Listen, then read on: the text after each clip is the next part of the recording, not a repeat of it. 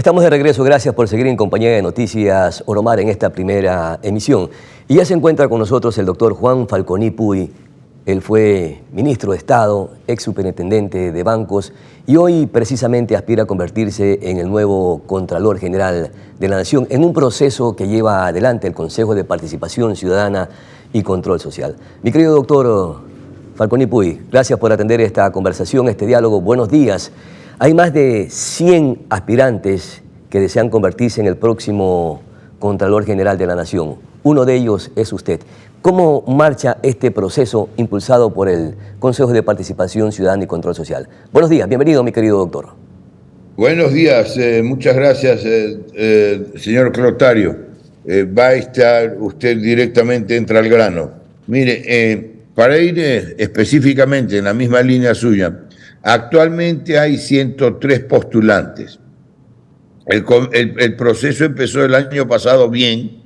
Tan pronto empezó bien, se dio la interferencia del gobierno, una interferencia escandalosa, está en la prensa de esos días, y defenestraron de la presidencia a la ingeniera Almeida, que era la presidenta del Consejo de Participación Ciudadana, y cuando ya había empezado el concurso, entonces pusieron posesionado con la policía al abogado Ulloa, que era pues del área del gobierno, del actual gobierno, y el abogado Ulloa, dentro de las cosas que hizo, lo primero fue cambiar el reglamento del concurso que ya había empezado, ya estaba la gente inscrita, etcétera.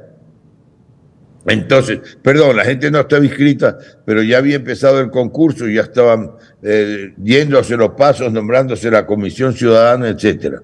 Entonces, de ahí, esto pues avanzó algo el concurso en esos términos, hasta que en la Asamblea Nacional, para tratar de hacerle la historia breve, en la Asamblea Nacional destituyeron a ese Consejo de Participación presidido por el abogado Ulloa y en la típica acción que si hay alguien que prostituyó las acciones de protección fue en este gobierno, se destituyó en la Asamblea al Consejo de Participación en el juicio político, pero plantearon una acción de protección contra la Asamblea, imagínense, y anularon, dejaron en la nada ese juicio político, hasta que finalmente fue la Corte Constitucional que los destituyó. Esa es la historia brevemente. Perfecto. De ahí para acá seguimos ese concurso y en el caso mío particular, porque dentro del trámite del concurso están previstas las impugnaciones que quiera hacer cualquier parte de la ciudadanía. O sea, en este minuto, ¿en qué instancia nos encontramos después de que hizo ese antecedente importante de manipulación, de interferencia y de un sinnúmero de inconvenientes que ha tenido este proceso que tiene más de un año y todavía no podemos designar al próximo Contralor General de la Nación? Exactamente. Doctor. ¿En qué instancia nos encontramos ahorita entonces?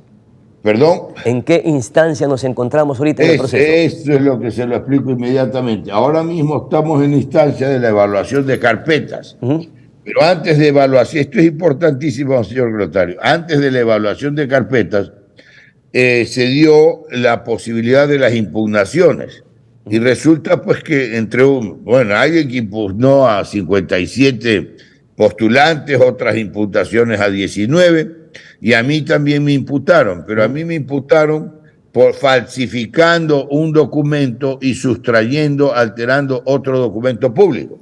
Eso se dilucidó, se aclaró en la audiencia de impugnación. Eso es lo que debe tener claro. Quien tenía mi carpeta y la tiene es una comisionada Ojeda, y está secundada por otro comisionado Uquillas, algo así, que dice que la asesoraba originalmente. Esto es importante que se conozca. ¿Cómo no? Porque la comisión tiene 10 miembros. De los 10 miembros, 5 son de la ciudadanía propiamente dicha y los otros 5 de las distintas funciones del Estado, ¿verdad? Y entonces un funcionario de la presidencia, un empleado de la presidencia de la República, era el secretario de la comisión, lo cual ya iba a arreglar también, porque siendo comisionado era el secretario de la comisión. Y ahí en la impugnación y en las audiencias que yo estuve, él se encargó, el secretario, un abogado Josué Almeida, se encargó de aclarar que él había entregado todo en orden a los comisionados.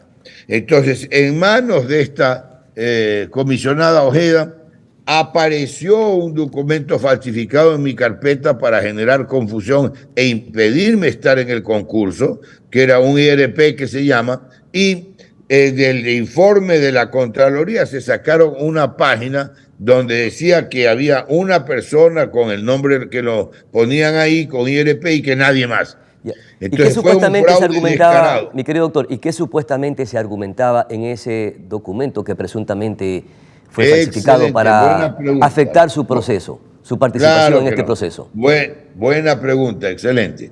Claro, y entonces se argumentaba que yo tenía un indicio de responsabilidad penal, lo cual era un absurdo, era un disparatado, era una falsificación burda. ¿Responsabilidad penal por qué? Por nada, no se decía por nada. ¿Por qué? Y para que haya cualquier indicio, esto para beneficio que le quede claro a la audiencia, para que haya cualquier indicio que la Contraloría tiene que intervenir. Y esos indicios, tiene que la Contraloría hacer un informe, una auditoría o un examen especial. Y eso concluye en alguno de esos indicios.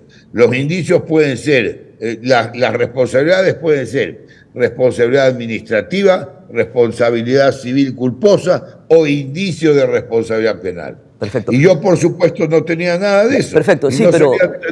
Si la Contraloría no me había examinado, el último examen que me hizo a mí la Contraloría fue de la embajada en Londres. Claro. Y la conclusión en ese examen fue más una recomendación para el Ministerio de Relaciones Exteriores, claro, no para el embajador que era yo. ¿Sí me explico? Entonces, no había nada. En ese entonces la Contraloría General del Estado presentó o hizo un examen y alrededor de eso hizo algunas observaciones en las funciones que usted realizaba como embajador en Londres. ¿Eso no le afecta para que usted avance en este proceso, doctor? Terminó, cuando yo era embajador en Londres, no, pues ya de regreso, hizo el examen y terminó, como le digo, sin ninguna observación para el embajador, que era yo, sino una observación general respecto de más que era aplicable al ministerio para los casos de asilo político. ¿De acuerdo? Porque teníamos el caso del asilado político Assange, acuérdese usted. ¿Cómo no? Mi querido doctor, este proceso ya tiene una fase de oposición y ya, de hecho, tiene algunos personajes públicos que están haciéndole oposición para que usted no avance en este proceso. Entre ellos lo siguen vinculando con el famoso caso, precisamente, el feriado bancario. Bien, excelente pregunta, señor Clotario.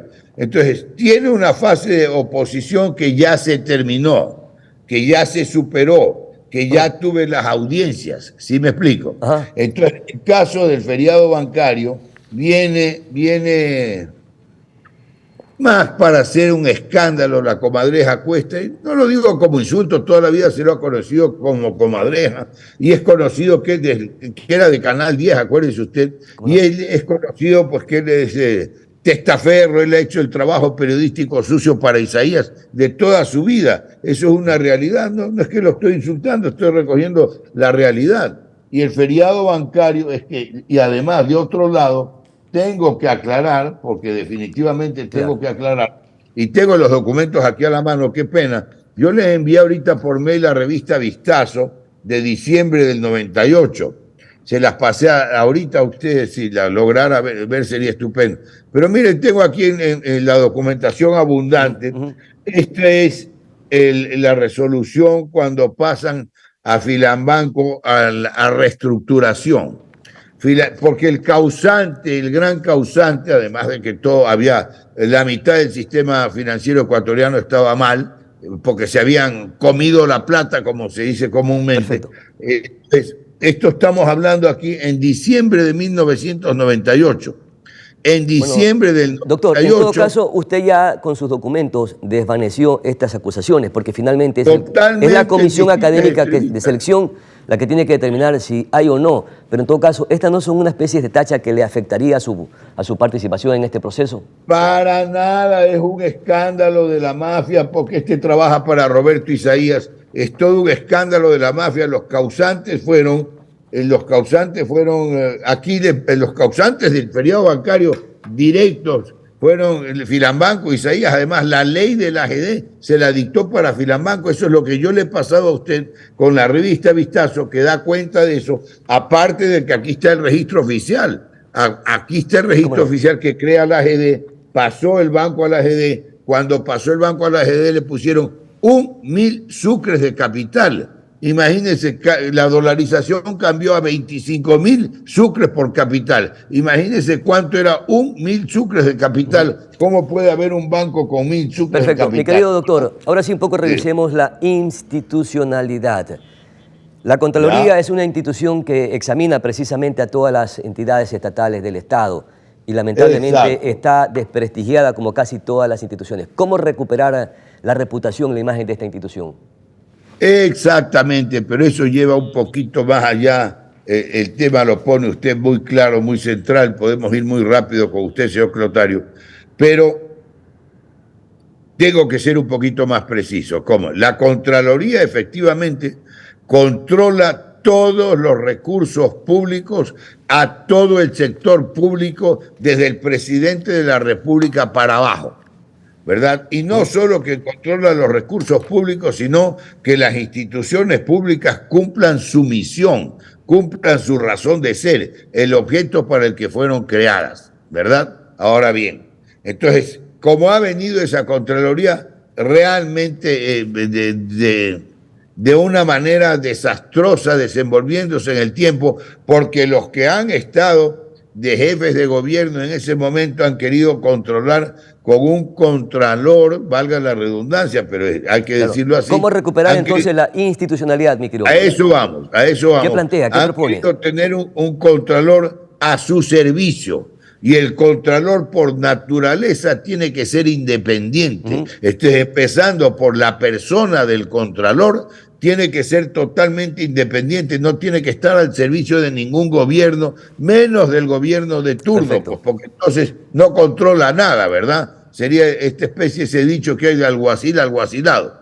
Entonces, hay que empezar un trabajo interno, es un ente que tiene que ser muy profesional, hay que empezar un saneamiento interno, volver a esa institución a que cumpla el rol para el que fue creada, para poner orden en las cuentas de la República, a que cumpla su verdadero rol de control de los recursos mi querido doctor. públicos. Y eso es todo, ¿no? Muy bien, muchísimas gracias, mi querido doctor, por su participación en Noticias Oromar. Cómo no, señor Clotario, un saludo a su audiencia. Cualquier cosa, estamos a su orden en cualquier momento. Gusto muy amable. Saludarlo. Sí, y lamentamos muchísimo que un proceso tan delicado aún tenga estos procedimientos tortuosos, con desidias, con intromisiones, y mucho más aún que hemos visto que los dos últimos contralores generales del Estado han terminado envueltos en actos de corrupción, y hay que hacer un lavado de imagen y sobre todo una participación ciudadana para recuperar la institucionalidad en nuestro país. A una pausa publicitaria y regresamos con más información aquí en Noticias Oromar, en primera emisión.